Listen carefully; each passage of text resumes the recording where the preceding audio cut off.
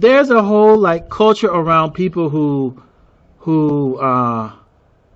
work among children, and he never tires of telling us that he works with children. Okay, so if you're working with children, how are you making videos threatening to go meet this comedian, Monty Woodgrain? He's a comedian. All right, how are you doing that? That's pretty dark. You doing YouTube videos talking about you gonna meet someone and shout out to the Goonie Goons. I mean, that's I don't see how you can come back from that and say, okay, I'm a person who's supposed to lead. I know I wouldn't want a child of mine up under something like that. Someone shouting out to the Goonie Goons.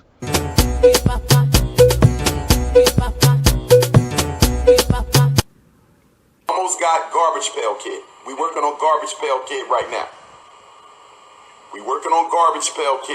Lemonhead Garbage Pail Kid. We working on you. He right here in my city, so I'm gonna pull that up. I'm pulling up on my own. I'm gonna personally pull up on him.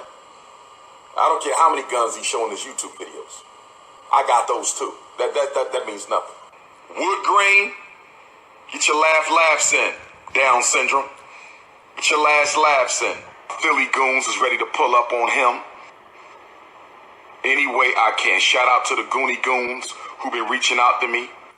Hello, Lamont Samuel Ivory. So I do daily commentary from a hardline Pan-Africanist perspective. If you're interested in that type of content, you can subscribe right now. All right, so let's talk a little bit more about Umar and his rapid decline. Now, if you're a subscriber, you know I'm pro Umar. I'm wishing him the best. I'm hoping that he kind of deal with his personal demons, whatever they are, and he can kind of evolve to something better. But I must admit, it's not looking good for him right now.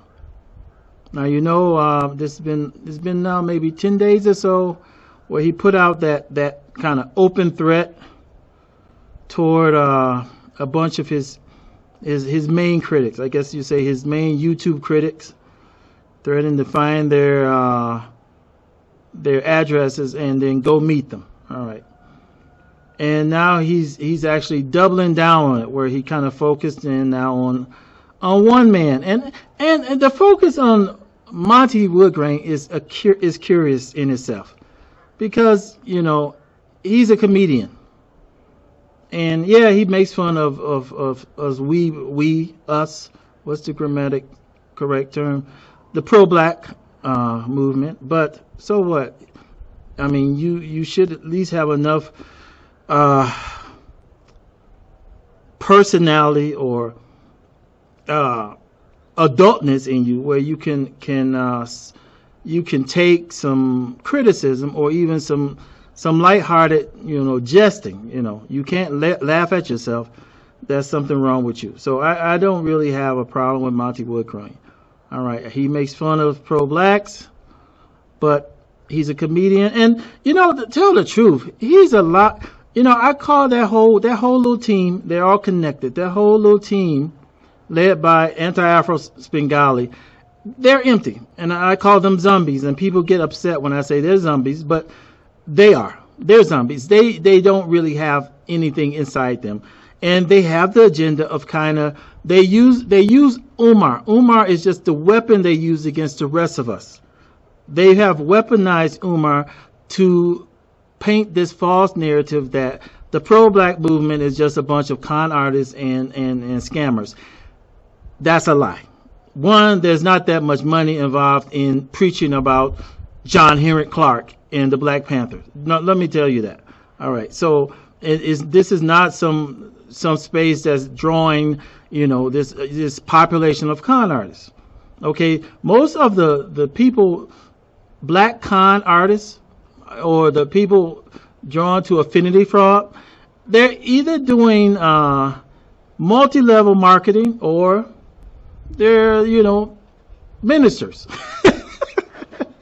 So if you want to find the con artists in the black community, you wouldn't look in the online pro-black space. You look in the black church. You look among the guys with the suits and ties pushing the multi-level marketing. Okay, because there's a lot of scams, and that's worldwide. Even here in Africa, that MLM, the multi-level marketing, is a major scam. All right, not pretending to be a black militant. All right, there's not that much money in cyber militancy.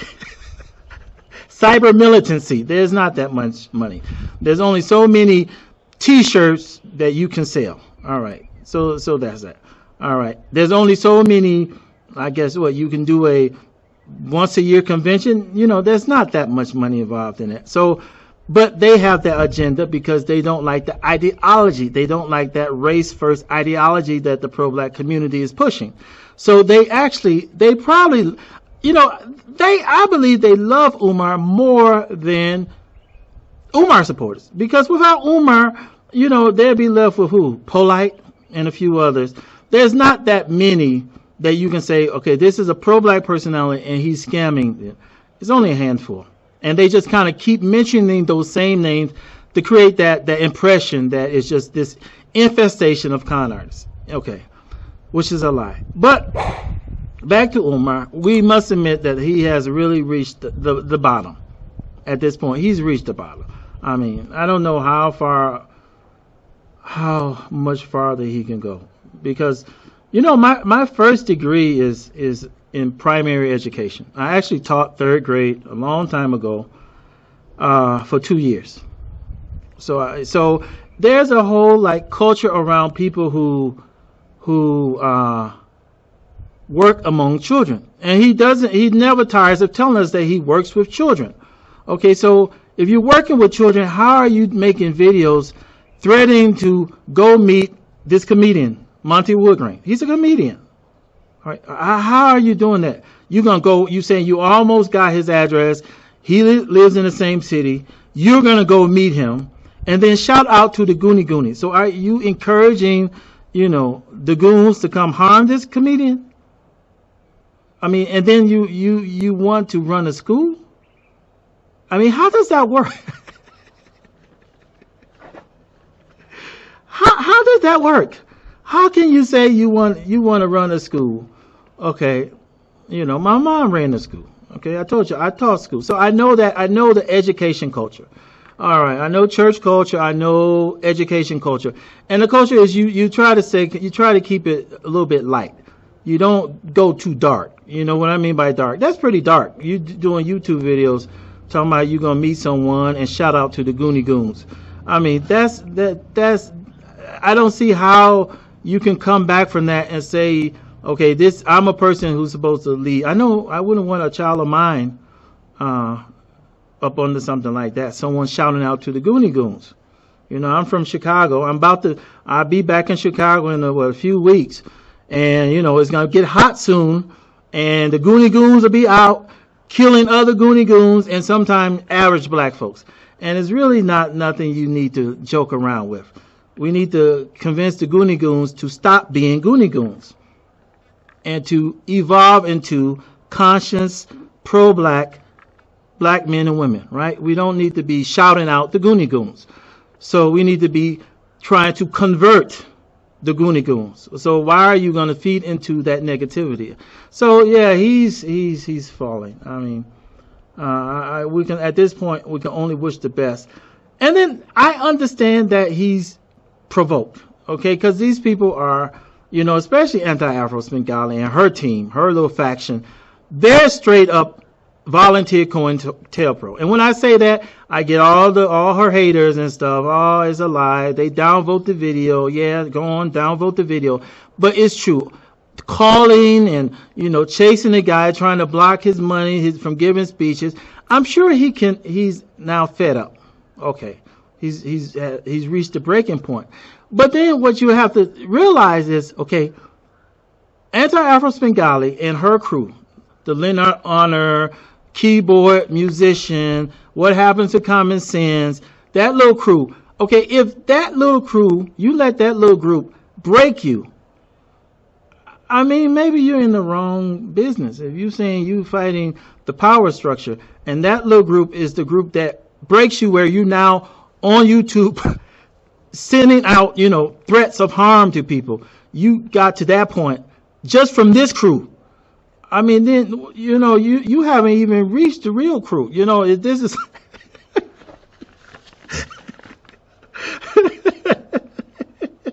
So if Anti-Afro Spengali and her 800 videos have broken you, where you now reduced to threatening people openly on YouTube, you know, maybe you should do something else. Maybe fighting white supremacy is not, you're not really cut out for that.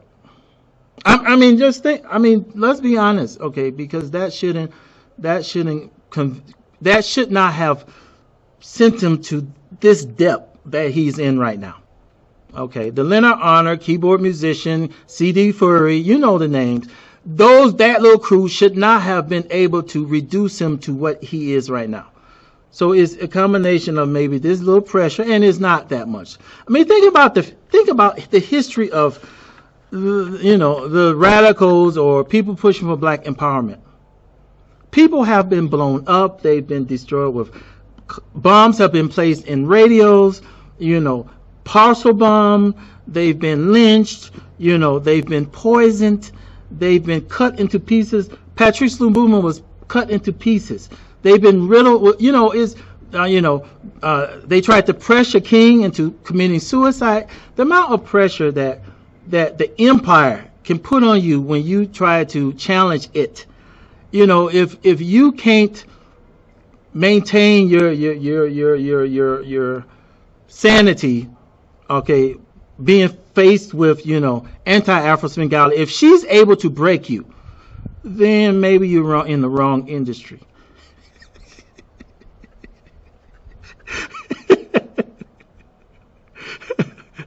Maybe black militancy isn't your calling. I mean, think about that. All right, so that's something to think about. Let's just pray to whoever you all pray to. Let's pray for Brother Umar that, you know, he can get through this. That's my video for today. I'll talk to you again tomorrow. Take care.